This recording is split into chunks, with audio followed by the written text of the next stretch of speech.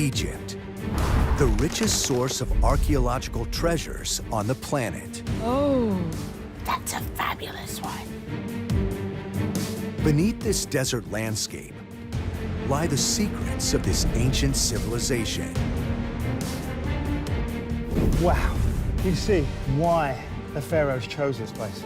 Now, for a full season of excavations, our cameras have been given unprecedented access to follow teams on the front line of archaeology. I'm driving so fast because I'm so excited.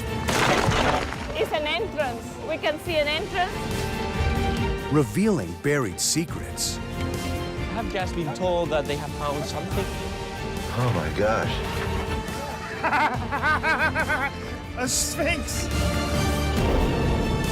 and making discoveries that could rewrite ancient history.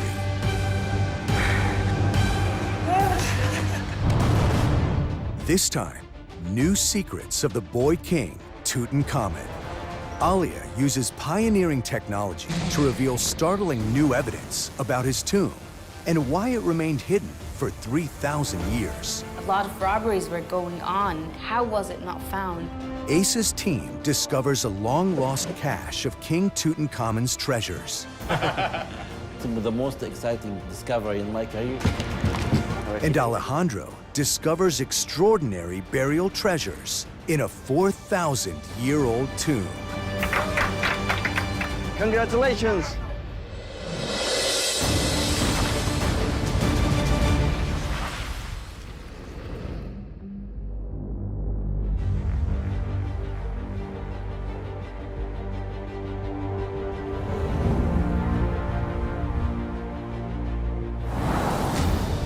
The Valley of the Kings. 3,500 years ago, the great pharaohs stopped building pyramids as their tombs. They chose these secluded cliffs to become their cemetery. Today, archaeologists come from all over the world to unlock the mysteries still hidden in this city of the dead. It's the first day in the valley for Cairo-born Egyptologist Aliyah Ishmael and her team. It's a real buzz in this place. People are coming from all over the world. Coming to the valley, it's amazing. I'm so proud to have such ancestry. It's one of the most famous necropolises in the world. And I think what is special is that it comes out of nowhere.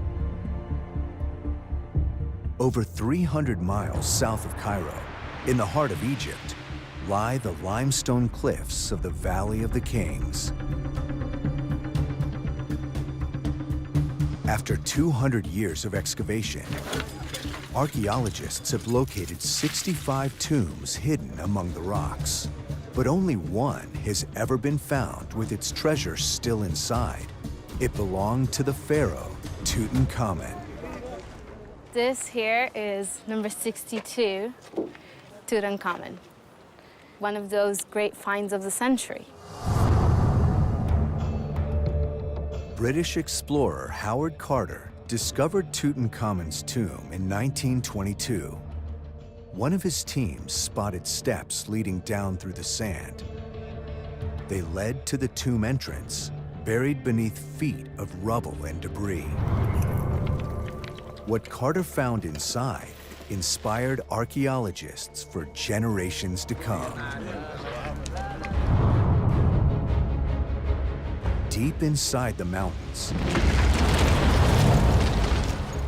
amid a maze of tunnels that bored deep through the rock, Carter reached the tomb of Tutankhamun, hidden right in the center of the valley. Inside, he found treasures unlike anything ever seen before. Over 5,000 priceless artifacts, including golden statues. In the burial chamber, the pharaoh's mummy, wearing a golden death mask, was placed inside a coffin made of more than 200 pounds of solid gold.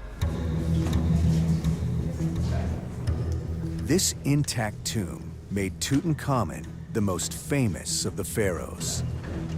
Now, Aaliyah is investigating this golden pharaoh's life Wow.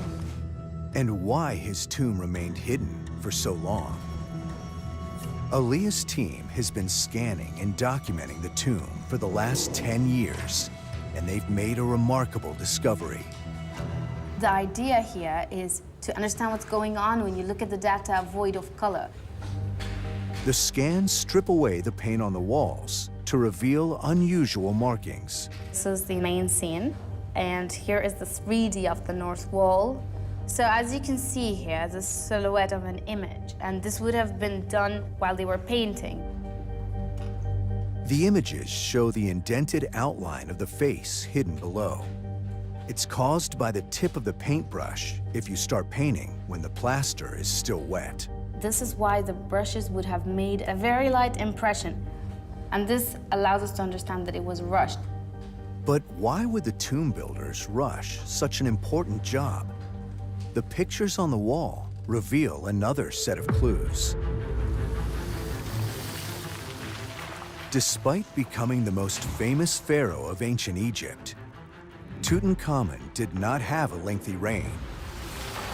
He was only a 9-year-old boy when he became king and relied on trusted advisors to help rule his vast empire. As Tutankhamun grew older, he was known to portray himself as a warrior king, riding into battle on a chariot. But the boy king suffered from multiple illnesses, including malaria. He was only 19 years old when he unexpectedly died. هو هنا بقى الأبيض. يعني هو الأبيض.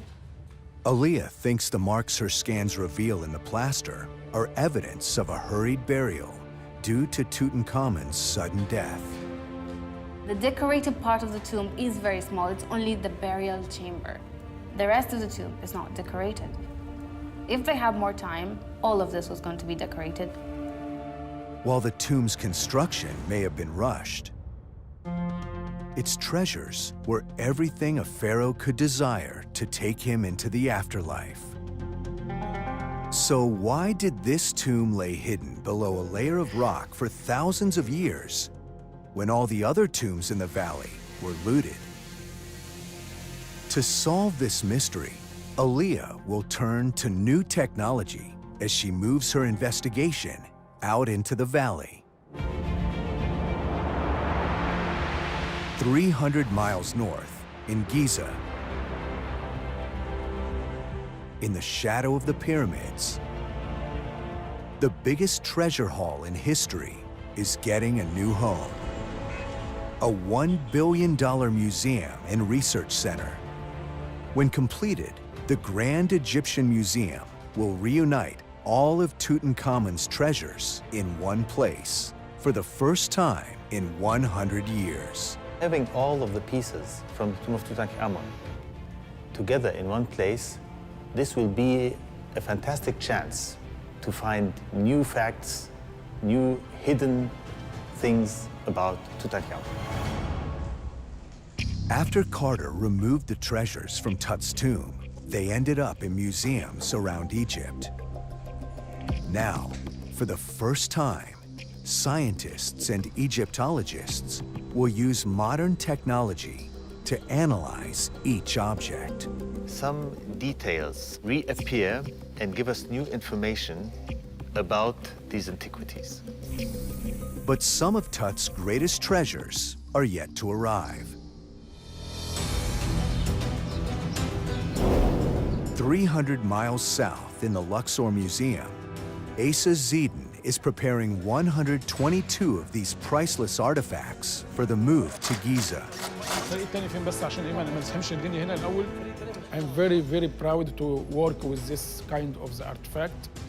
We have a huge responsibility for deal with the collection of Tutankhamun. This is the once in the lifetime to move this collection to Cairo. Asa's packing list includes one of Tut's famous chariots, intricate model boats, and a unique head of the cow goddess Hathor, elaborately gilded with gold. From my opinion, this head of cow, like the mask of Tutankhamun, very important pieces in this collection.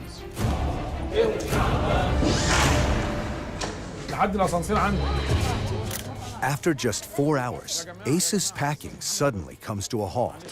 One of his teams has discovered something completely unexpected in his storeroom. It's an antique box that Howard Carter used to pack and transport Tutankhamun's treasures out of the tomb. I never discovered something like that before.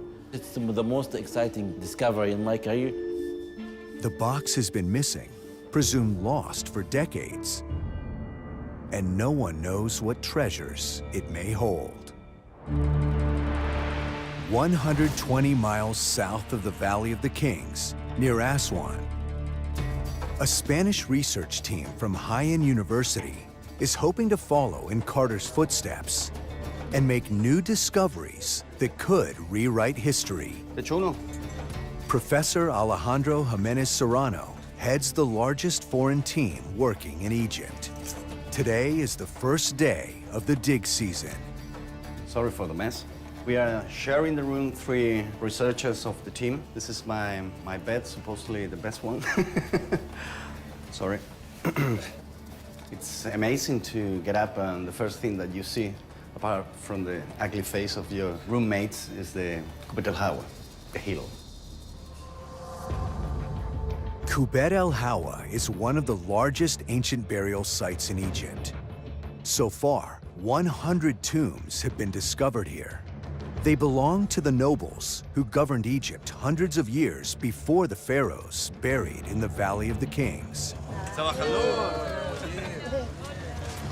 Alejandro's mission is to hunt for more unopened tombs and reveal more about these early Egyptians. It's difficult to explain how I feel. It's not only nervous, it's exciting. It's a mix of feelings. It's an honor to come every year. Now it comes the most difficult part of the day, to climb the hill. This is the team's 10th year digging here. So nice to be here again. There's a reason why everyone is excited to be back.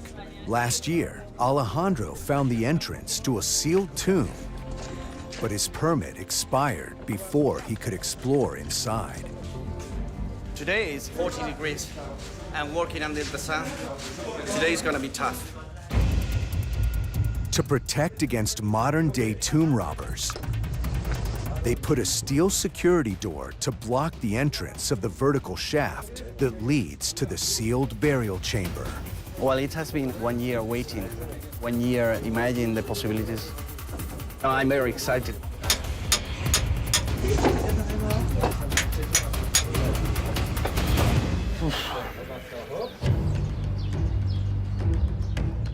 In Luxor, Ace's team packs Tutankhamun's treasures for the move to the Grand Egyptian Museum in Giza.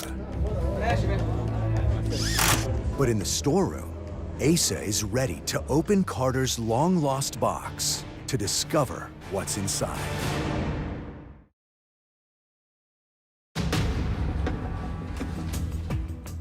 The team gathers around to see if the box really does contain priceless treasures from Tutankhamun's tomb. Oh. Fantastic. It's amazing. These delicate wooden pieces are ancient boat parts. Thank you, Mr. Muhammad Atwa, about this new discovery. Storeroom records suggest they could be missing from a model boat Howard Carter found in Tutankhamun's tomb. This is the head of the bundle, like that. And the remains of the gold is still there after all these years. According to ancient Egyptian beliefs, boats played a key role after death. So placing model boats into tombs was a vital part of any burial. The vessels also came complete with crew because it was believed the replicas would come to life and help with fishing and transport in the underworld. The pharaohs used a special vessel to sail across the sky for eternity. ordinary people also thought they could reach the afterlife by boat, rowing on the Nile and into the next world. You can see here the date of the newspaper. It's Sunday, 5th of November, 1933. Howard Carter, maybe he read this newspaper before using it as a support in this box. To discover where these pieces came from, Mohammed inspects Carter's original inventory. Here the photo which taken for the tomb itself, and here we can find the boat. It's number 321, and with the mast itself, which is here. Records show that the box was sent to Luxor in 1973, but had gone missing, presumed lost or stolen. It's really exciting, a new discovery for one of the most important artifacts belongs to the King Tutankhamun. Asa thinks the rest of the boat is safe in the new Cairo lab, so they may finally be able to reunite it. To transport the treasures to Giza, Asa's team must traverse 400 miles of barren desert roads and crowded city streets before they reach the safety of the new museum. It will take 2 trucks to transport all 122 of the artifacts to Giza. It's a very, very big moment for the collection. This is the final trip of Tutankhamun. But with such priceless relics on board, there's concern the convoy could be a target for a hijacking. We have a good police and a good army. They will follow us during moving from Luxor until arrive to Cairo. With security in place, it's time to roll. They now face a grueling 12-hour journey through the desert to reach Giza before nightfall. Ever since Carter's discovery of Tutankhamun's priceless golden treasures, archaeologists have continued to try and figure out where and how the ancient Egyptians found vast quantities of gold.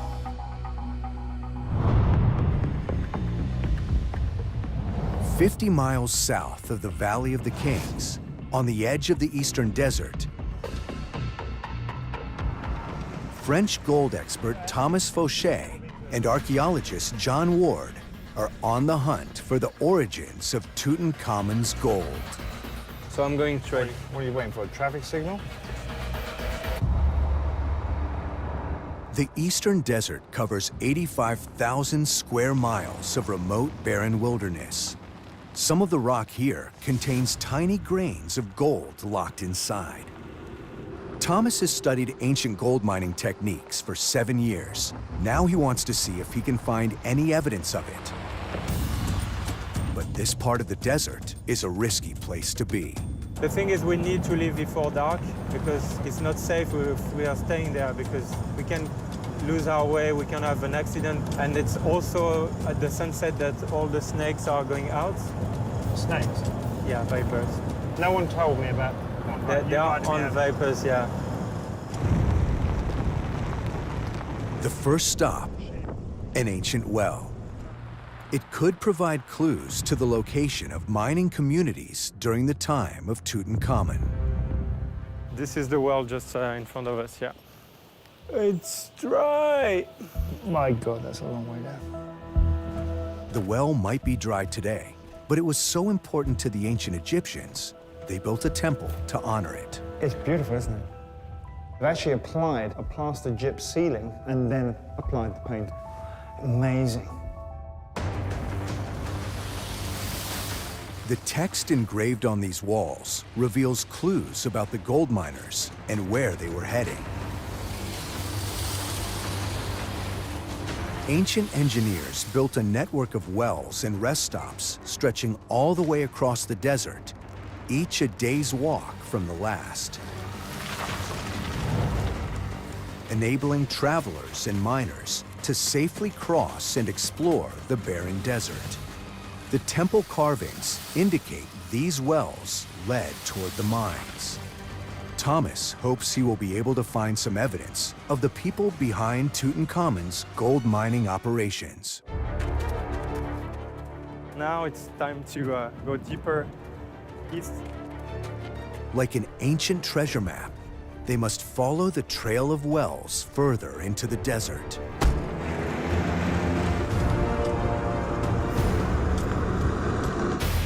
In Aswan, at the ancient burial site of Kubet al-Hawa, Alejandro is about to open a 4,000-year-old tomb. They're on the hunt for whatever burial treasure may be inside. I don't know who is more nervous, me or my team.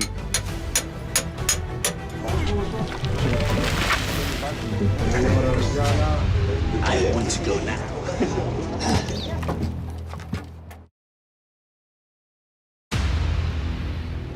After a year of waiting, Alejandro can finally enter the tomb. It's amazing. It contains a 4,000-year-old coffin. Workers have inserted a box covered in acid-free paper inside the coffin to stop it from collapsing while they examine the tomb. We have been very lucky. It's impossible to explain the feelings that I'm having. The burial consisted in 2 coffins, the outer coffin and the inner coffin. Among the debris of the outer coffin, Alejandro spots something extraordinary. It is full of wooden models, but unfortunately, the outer coffin fall over them. The chamber is full of model boats, similar to the one in Tutankhamun's tomb. To find these funerary boats in a tomb is rare today. But there's not just one. There are 4, complete with crew. You want to laugh, you want to shout, you want to cry. This is the first time in 70 years a set of boats like this has been found. This discovery gives Alejandro an extremely rare opportunity to study such important burial goods. But first, he has to extract them from the tomb safely. Alejandro calls in his team of conservation specialists, Sarah and Teresa. I have 1, 2, 3, 4 boats, and the observation is very bad. Yeah, it's very difficult, and the insects eat their support. Termites have attacked the wooden boats. Sarah sprays on a liquid adhesive to hold them together. So we will see if they are capable to make a miracle.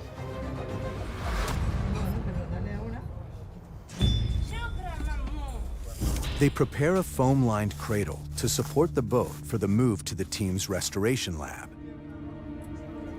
But the wooden hull is stuck to the tomb floor. It'll require surgical precision using scalpels to free it. From the tomb to the restoration lab, we are talking about perhaps 40 meters. But today is very windy, which is very, very aggressive. We could not see. The ancient boats are extremely fragile.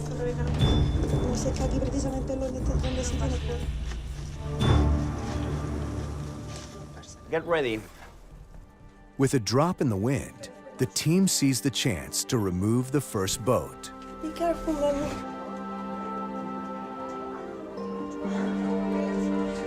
Cuidado con la parte de adelante.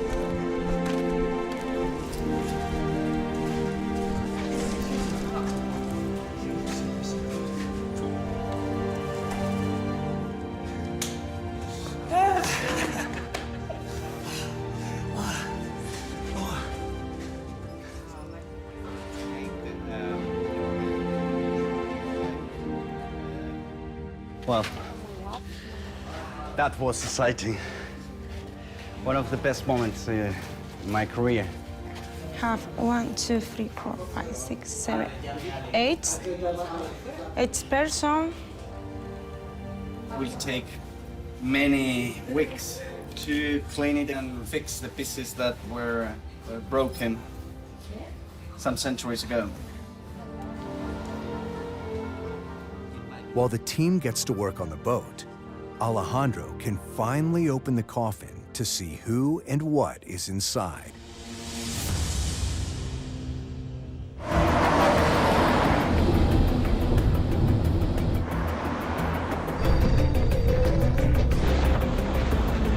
In the middle of the desert, the convoy carrying Tutankhamun's priceless treasures is 2 hours into its journey when Asa spots a problem. I'm worried about the chariot. A thermal blanket protecting Tut's golden chariot is coming loose. If it flies off, it could cause a crash. We stop to make it safe. The unscheduled stop in the desert makes this convoy, carrying the world's most priceless treasures, a potential target for hijackers. يا جدعان ما خليك على الكبير. ما هو طالع بياخد الهواء فممكن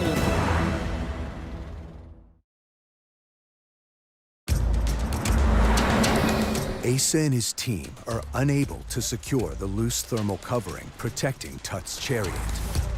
some problems happen. Removing the cover, they risk the scorching desert heat potentially damaging the priceless treasure. Everything's okay. Now, Asa needs to get the convoy moving.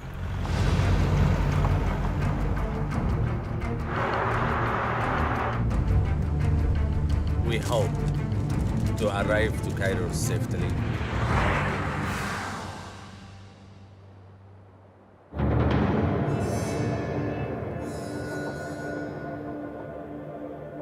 In the valley, Egyptologist Alia Ishmael is on a mission to discover how Tutankhamun's tomb and treasures remained hidden for 3,000 years. A lot of robberies were going on in ancient times and modern times, but it seems that this particular tomb was not found. How was it not found? The ancient engineers of Tutankhamun's tomb had a plan. Inside the mountain, they went to great lengths to conceal the tomb. The pharaoh's burial chamber is located 26 feet underground and is defended from the inside out. Engineers constructed a wall to block off the burial chamber. They filled the corridor leading to the king with tons of rubble before sealing a final doorway and covering Tutankhamun's tomb with a vast amount of boulders under earth, standard tomb protection of the day. But when Carter discovered this tomb, it had more material on top than any other in the valley. This may explain how it remained undiscovered for over 3,000 years. But how did this extra rock and debris get here? Alia joins German geologist Martin Ziegler to investigate. If you want to understand the evolution of the Valley of the Kings, you need to also understand the evolution of the rock. Martin thinks there could be clues in the rocks at the entrance to a nearby tomb. Just at the entrance of it, the slab is just hanging above. A rock basically could fall out of the cliff. Egypt is hit with dozens of earthquakes each year. So Martin's installed a seismometer to measure any vibrations that could trigger rockfalls. With this one, we calculated to be away about 600 to 700 kilometers from the Valley of the Kings. What if an earthquake were to happen like much closer to the Valley of the Kings? How would it affect it? A very big earthquake could destabilize some rock portions. So when you look in the history of recorded earthquakes, the historic timescales, let's say the thousands of years, we have some records of earthquakes of that type of magnitude. So could rockfalls caused by earthquakes 3,000 years ago account for the extra tons of rock that covered the entrance to Tutankhamun's tomb? From the geological past and the historic point of view, we could have rock falls or rock slides that are triggered by earthquakes, covering tombs. But there are no cliffs directly above Tutankhamun's tomb. So it wouldn't have been hit by a direct rockfall. How did so much extra material travel down the valley and completely cover the entrance to the tomb? To solve this mystery, Alia and Martin must take to the air.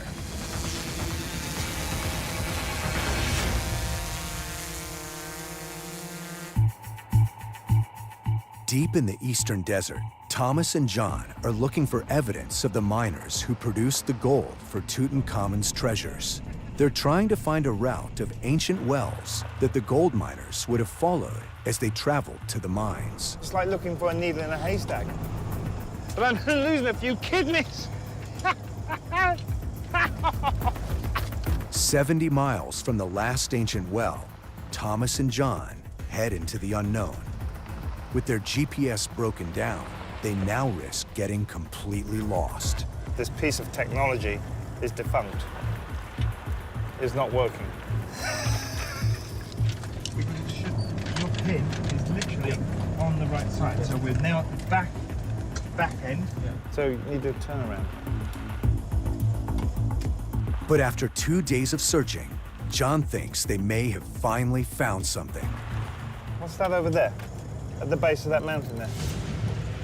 So we found it.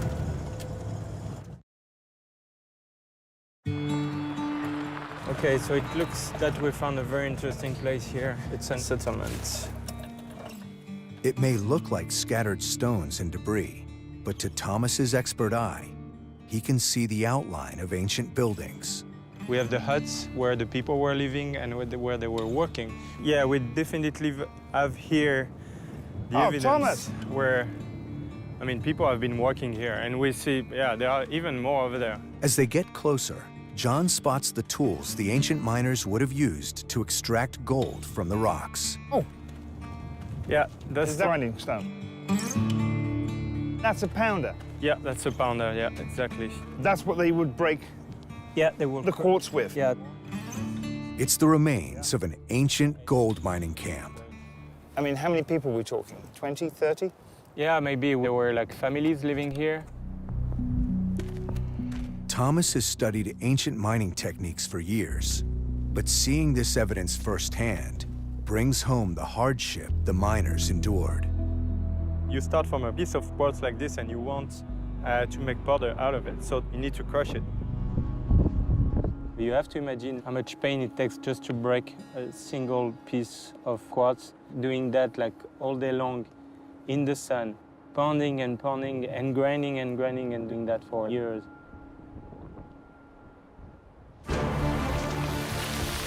Evidence here paints a picture of the life of desert miners.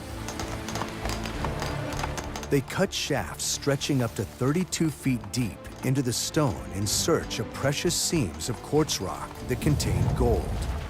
Crushing the quartz was a massive undertaking. Mining experts have calculated that a team of 20 people would take a week to process enough stone to make just a spoonful of gold. That's heavy.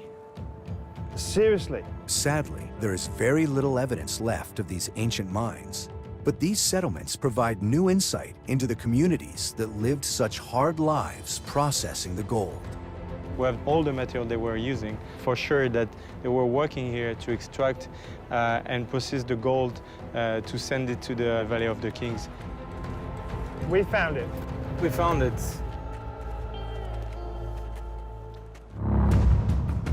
In Aswan, Alejandro's team prepares to remove the coffin from the tomb they've opened. Inscriptions reveal it belongs to a man called Shumai.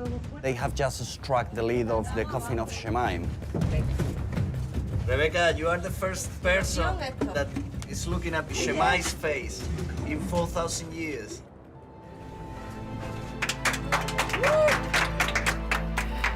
Muy bien, coño. Congratulations.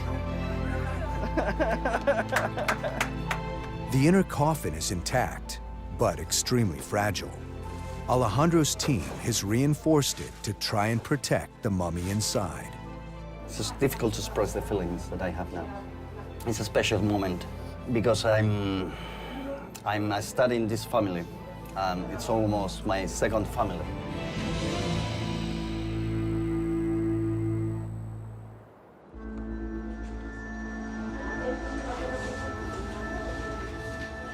In the restoration lab, the intricate beauty of the model boats is starting to appear.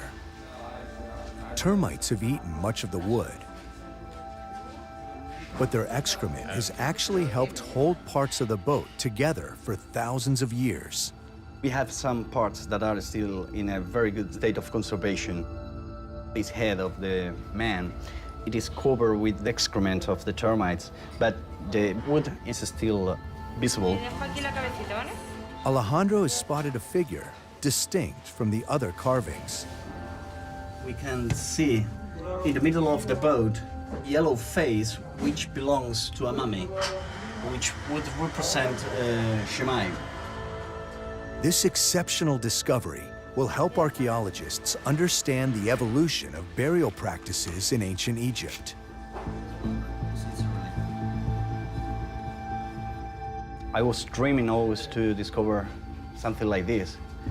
It's a dream that came truth.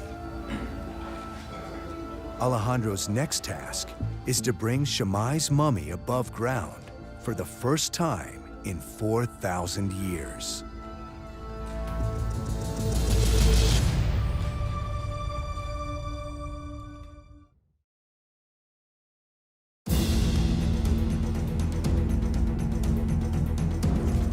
In the Valley of the Kings, Alia and Martin look for clues to explain why Tutankhamun's tomb remained hidden for so long. They've got special permission from the government to use a drone to get a unique perspective on the position of Tutankhamun's tomb. There we go. If you look down, we should be over the Tutankhamun entrance right now.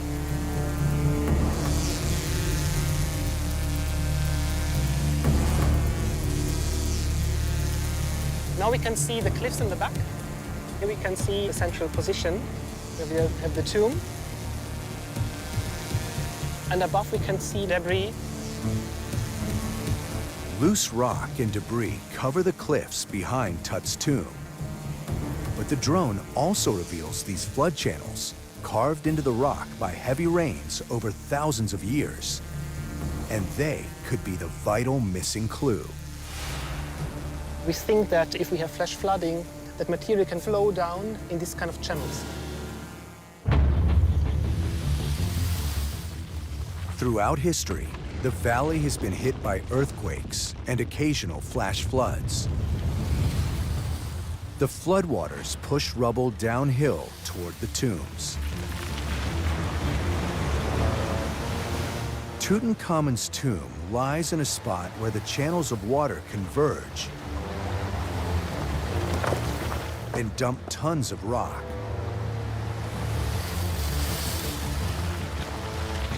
This, combined with stone chippings from a tomb built above, buried the entrance deeper and kept it hidden for over 3,000 years.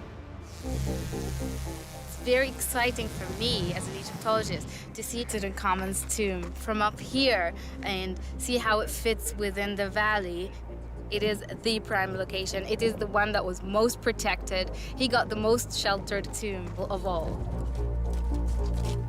Tutankhamun was a boy king who played a minor role in Egypt's history. But because his tomb remained hidden for thousands of years, his treasure was kept safe from robbers and made him the legend we know today.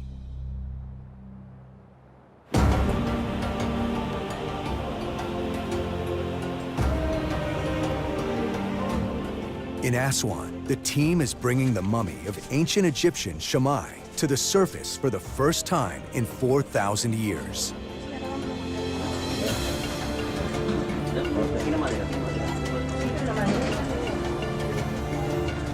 This is the culmination of 10 years of fieldwork for Alejandro and an incredible opportunity to learn more about Shemai.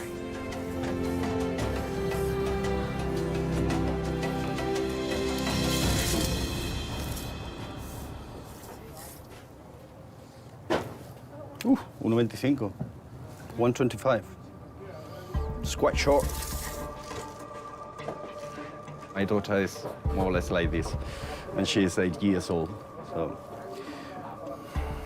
I expected that at least he would be around 20 years old or something. It has been a surprise. I never expected that he could be just a boy.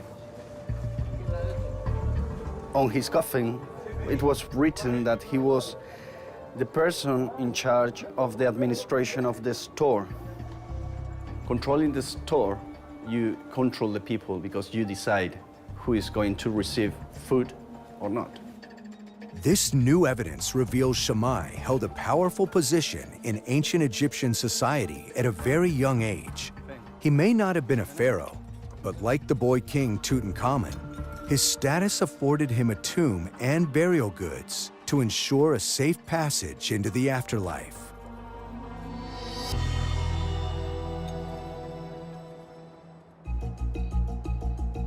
It's taken 12 hours, but finally, Asa and his convoy of Tutankhamun's treasures arrive in the city.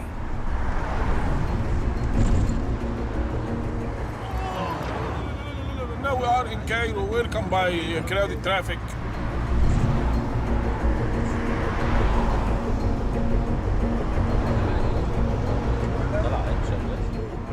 Very, very, very exciting. We wait for this moment. Tarek Tofik, the museum director, is anxious to get everything safely inside.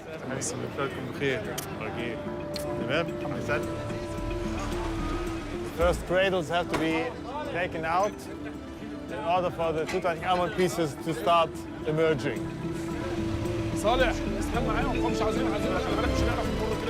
Now I can say I'm very, very happy.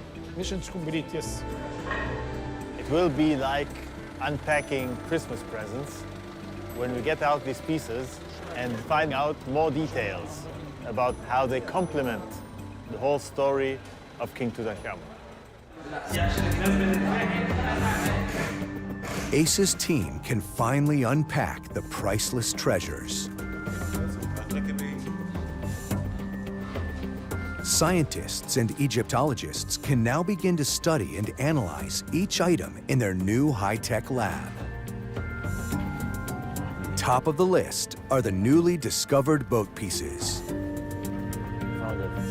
We check now in our database which of them may be related to any boats here in the storeroom. For almost 100 years, the boat that was buried alongside Tutankhamun to help him travel into the afterlife has been missing its mast. This one. And in the middle, the cabin. Exactly.